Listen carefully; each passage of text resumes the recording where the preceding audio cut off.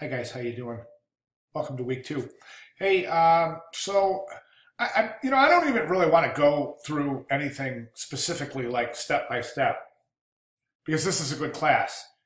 Based on what we've been looking at the first week, you guys are good, and I think you're perfectly capable as a group of looking at these projects. I'm not even going to go through the steps, okay? Um, but I do want to talk about the class a little bit because I think this is going to be a first for a lot of you. And what is this class really about, guys? What is it really about? Is it really about designing for the Olympics? No, of course not.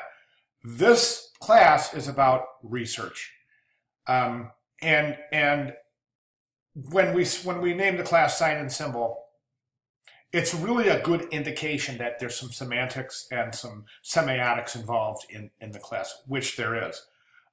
There's a great deal of symbology, as there should be, and we're getting into that and uncovering that. Right now, I think that more than three quarters or more than 80% of the class, I think, is just spot on target with the research and exactly where you're taking it based on the week one submission. I think there's a couple of folks that are still kind of looking at this like, okay, this is this like tour guide introduction of Scandinavia or the Alps or wherever my event is going to be. And I'm presenting it like this is this tour guide, and that's not how it should be. It should be more of a, you're not going to package this thing in this wrapping paper, this gorgeous wrapping paper. I mean, this has got to be a whole package. So research is the name of the game. So if you take a look at this right here, it says your final report should include the following. And this is just really a bare bones minimum, guys. Findings, the detail makes the culture you choose unique. In parentheses, art, textile, language, mythology, music, and customs. That's a good start. A plan of how these precedents may inspire your design solution. That is critical right there. Number two is just critical. That is the beef of the assignment right there.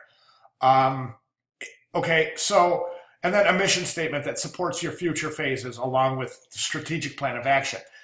That's easy once you get this in place right here. Once you plan on how these cultures, these cultural details of your specific location or the indigenous culture in terms of these art, textiles, blah, blah, blah, and then plan on how you can use those in your design. That's critical. So anyways, that's what I want you to key on this week. And how do you get there, guys? You need to know a lot. If I were to ask you what the national colors are of your country, you need to know it. You need to know the national bird. You need to know what their climate is like. You need to know how many indigenous cultures are there in the specified, maybe, I don't know, radius from where the location that you intend on having the event. Things like that. How many different languages are spoken in the region? Okay. How is the highway? How is the transportation? How is public transportation? All of these things that you need to answer to be able to answer. And why? Because there might become a process down the line in the design process. There might become a question, a problem where you need a solution. And that solution is going to come from, you know what? I remember back in week two, I researched and I remember this culture has blah, blah, blah, and there's your answer. And that's really how it works. So I just really want to reiterate the importance of research here, folks. Okay. And like I said, if you have any questions on specific assignments or discussion posts, please get with me. But I just don't want to take any more valuable time than just to give that little mini lecture on the backbone of the class and where it lies. As such. Okay, thanks everybody. Great job on week one, and looking forward to week two. See you in discussion board. Thanks.